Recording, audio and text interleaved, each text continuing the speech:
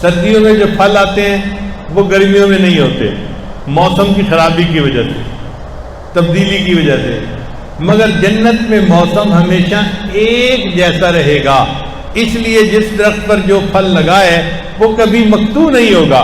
وہ اگر کنو لگے ہوئے ہیں تو لگے ہی رہیں گے پورا سال، اور آم لگے ہیں تو لگے ہی رہیں گے پورا سال، مقطوع نہیں ہوں گے۔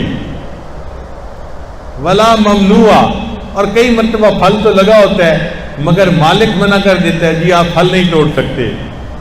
جیسے ہمارے ہاں کھجوریں لگتی ہیں، ہم طلباء سے معذرت کر دیتے ہیں، بھئی طلباء کھجوریں مت توڑیں، تو ممنوع ہو جاتا ہے مالک کی وجہ سے، کیونکہ پھل محدود ہوتا ہے، تو اس لیے مالک جو ہے وہ حفاظت کرتا ہے اس کی۔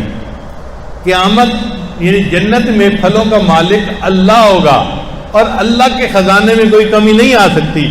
اللہ فرماتے ہیں کہ نہ وہ مقطوع ہوں گے ولا ممنوع، نہ وہ ممنوع ہوں گے، اللہ کی طرف سے کھلی اجازت ہوگی، جو جنتی جب چاہے جہاں چاہے جس درخت کا پھل چاہے وہ کھا سکتا ہے۔ حدیث مبارکہ میں آتا ہے کہ جنتی درخت کا پھل کھائے گا، جیسے ہی پھل ٹوٹے گا ایک اور پھل اسی جیسا اور وہاں لگ جائے گا۔ دنیا میں تو ایسا نہیں ہوتا، تو وہاں تو پھل ممنوع بھی نہیں ہوگا، مقطوع بھی نہیں ہوگا۔